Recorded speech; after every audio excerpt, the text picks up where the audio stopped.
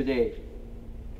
The seventh form of injustice is the poverty and hunger that is happening all over the world. The world has about, or maybe less than 6 billion people. 1 billion people on a daily basis do not have enough to eat. Not to mention to wear clothes, not to mention to have vacation, not to mention to have a home, just to eat. 1 billion people. That's a lot of people. And that's a form of injustice. When we have money to fill our own stomach and even have enough food to throw away because we don't know where to put it, that's a form of injustice that we have to think about. And it's not only 1 billion around the world, even in our own backyard in America, more than 10% of the population, according to the statistics, 39 million are poor to the point that they don't have enough just to feed themselves. And even in our own backyard in Boston, that's a form of injustice that we are supposed to look after. When the Prophet ﷺ says that it's not befit for a person to sleep while his belly is full with his neighbor hungry. And that's not just a Muslim neighbor. Allah subhanahu wa ta'ala sent the Prophet ﷺ as a mercy to mankind, not just a mercy to Muslims. وَمَا أَرْسَلْنَاكَ إِلَّا رَحْمَةً لِلْعَالَمِينَ, to all of humanity. The eighth form of injustice is the injustice nowadays that is committed by extremists, by people who justify under whatever illogic they have that they can blow up innocent people to make up some political statement. That they can blow up a building, that they can blow up a car, that they can blow up innocent people that have nothing to do with anything, that they don't know, and somehow justify that because they are oppressed, then they can go and just kill anybody innocently without due cause. When Allah subhanahu wa ta'ala says in the Quran, وَلَا تَقْتُلُوا النَّفْسَ الَّتِي حَرَّمَ اللَّهُ إِلَّا بِالْحَقِّ, killing being made as a grave sin. How can anyone, not to mention a Muslim or somebody who calls themselves a Muslim, to justify killing innocent civilians? The Prophet ﷺ in the battlefield, not somewhere in the battlefield, that means a place where there is a war, there is a legitimate sanctioned war.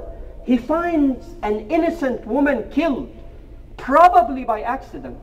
And the Prophet ﷺ gets angry and he said, she should not have been killed. And he gets angry about that.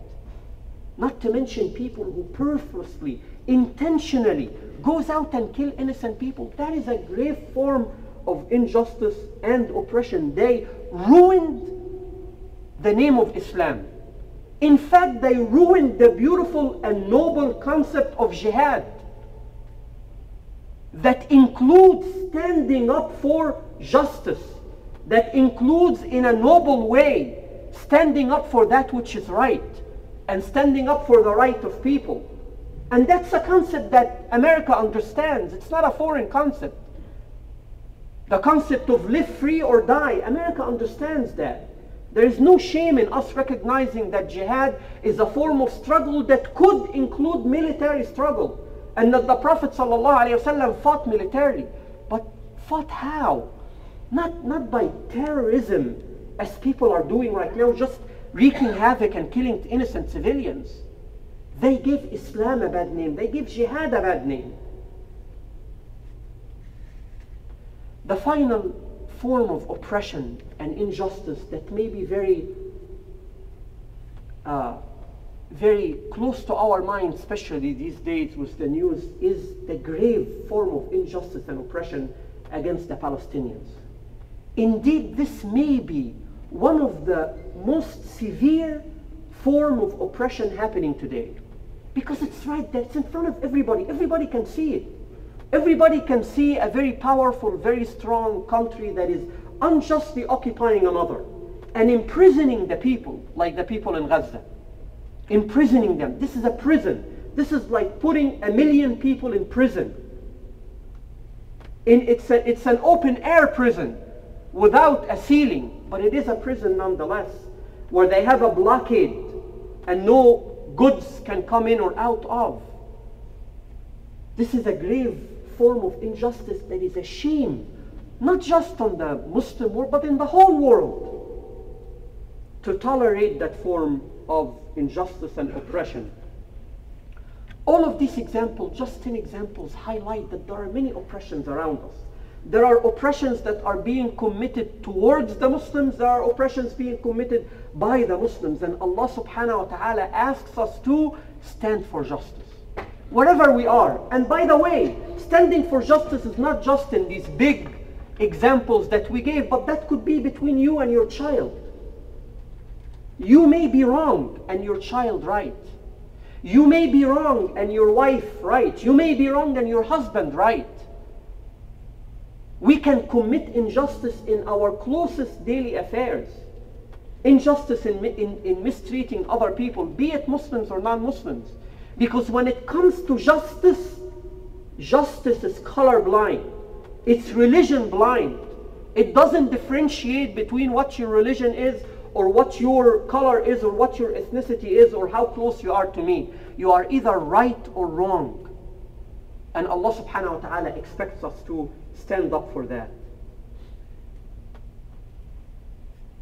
But Allah subhanahu wa ta'ala also wants us to realize, and we should realize, that we are only asked to do what we can, our utmost, to fulfill justice in ourselves as individuals, our family, our community, and in the world around us. But true justice will not necessarily be established or happen on this earth. That it will happen in the day of judgment. That's why it's called the day of judgment. Because that's when Allah subhanahu wa ta'ala will judge justly and fairly between people. اليوم تجزى كل نفس بما كسبت لا ظلم اليوم إن الله سريع الحساب ونضع الموازين القسط ليوم القيامة فلا تظلم نفس شيئا. That there will be no injustice in the day of judgment. We are still required to do our utmost to fulfill that justice in everything around us. And we realize that at the end, Allah subhanahu wa ta'ala will hold us accountable if we are unjust, and will give us back our right if injustice has been done towards us in the day of judgment. أقول قولي هذا وأستغفر الله لي ولكم فاستغفروه.